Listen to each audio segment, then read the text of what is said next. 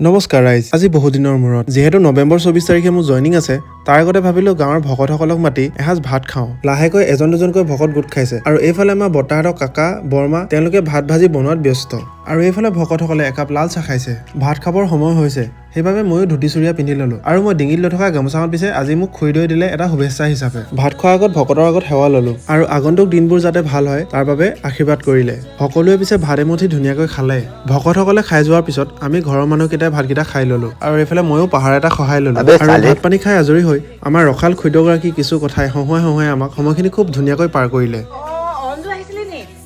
আমাৰ বিকি সময় পোৱা নাই সেই ল'ৰাকেইটা আমনি কৰিছে আৰু মানুহজনী কি কবি একো কৰিব নোৱাৰে ন তাই সেই বিছনাত পৰি আছে। বিকি মই কথা দিছিলো মই ৰাতিটা লগাই দিম বুলি। হেৰি নহয় এতিয়া মই একদম টাইম নাই দেই আপোনালোকৰ কথা একদম টাইম নাই। মই আপোনালোকৰ পাছত কথা পাতিম দেই। আপুনি